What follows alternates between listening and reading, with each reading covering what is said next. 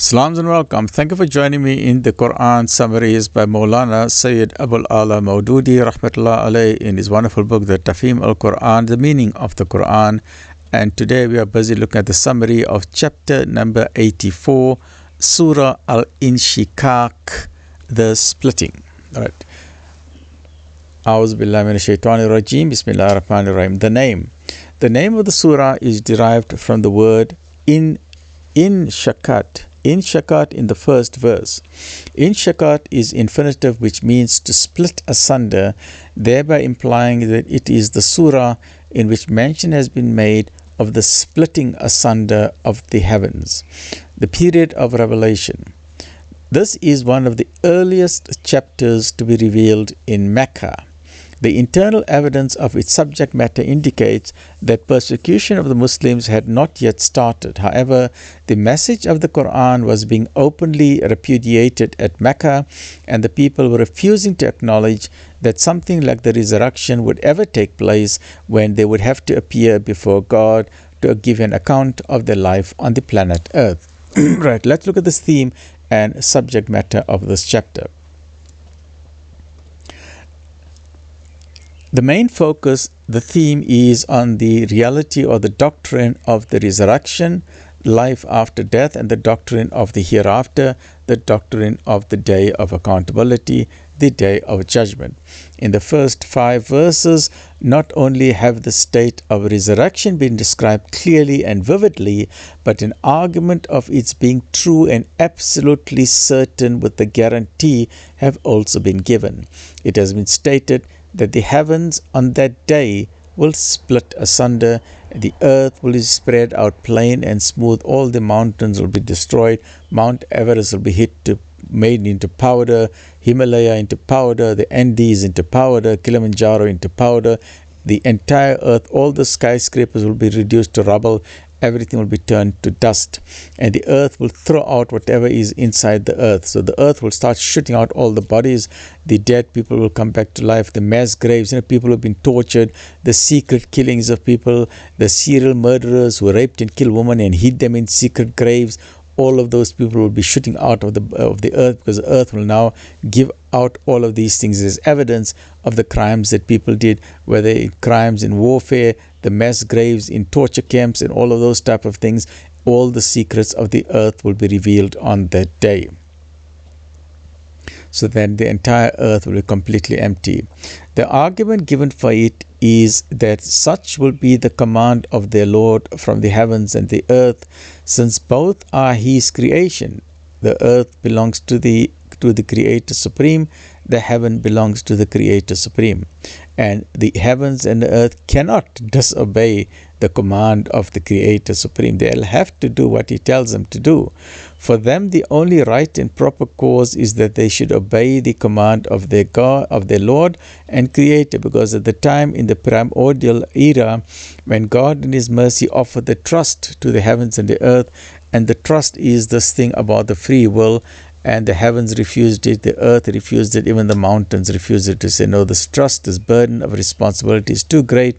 Whereas mankind, in his foolishness, he picked up his hand, sitting at the back of the class, he said, okay, we'll take the trust, because this thing about free will sounds very nice. It's laka, we can do what we want to. But then the thing about the free will is that you have a greater responsibility. The outcome is severe, but the rewards are very, very massive. The rewards are huge. But the rest of creation, the heavens and the earth and everything, the animals, the elephants, they've all said, no, we submit to the will of our Creator. The lion will say, the Creator told us to eat meat, we'll only eat meat. The cow says, the Creator told us to eat vegetable, we'll only eat vegetable, and so on, right? If a lion goes against the will of the Creator, it is no longer a Muslim or a submitter to the will of the Creator.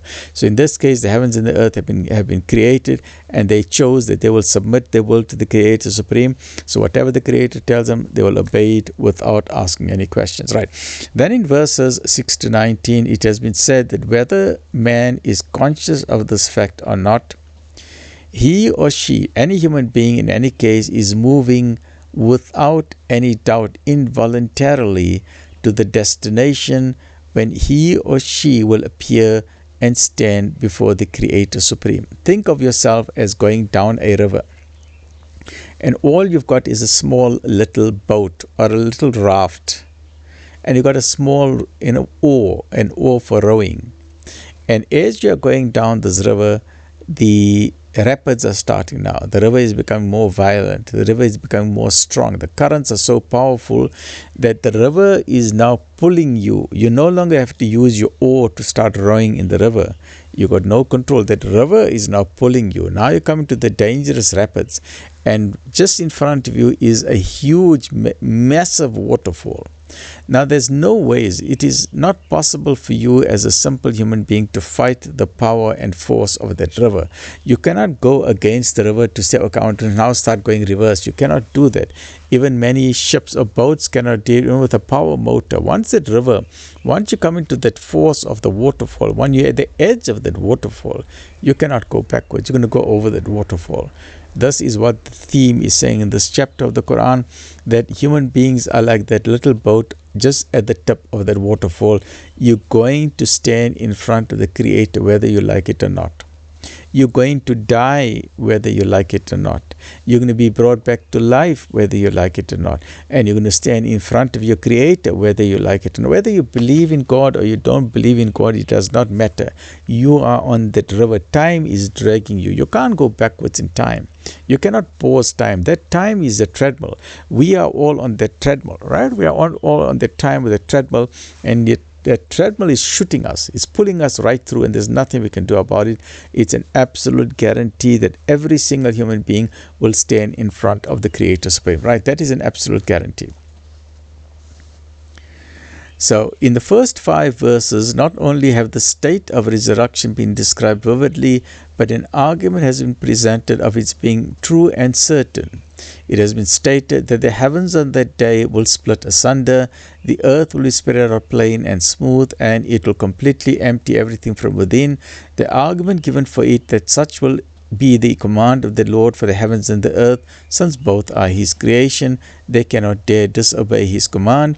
For them, the only right and proper course is that they should obey the command of the Lord. Then in verses 6 to 19, it has been said that whether man is conscious of this fact or not, he in any case is moving willy-nilly to the destination when he will appear and stand before his Lord. At that time, all human beings will divide into 2 parts. First, those whose records will be given in their right hands, they will be forgiven without any severe reckoning. And second, those whose records will be given behind their back, and they will wish that they should die somehow, but they will not die. Instead, they will be cast into hell. So we ask Allah subhanahu wa ta'ala to give us the book of deeds in our right hand with no accountability. Ameen. They will meet with this fate because in the world they remained lost in the misunderstanding that they would never have to appear before God to render an account of their deeds, whereas their Lord and Creator was watching whatever they were doing. Nothing escaped Him, and there was no reason why they should escape the accountability of their deeds.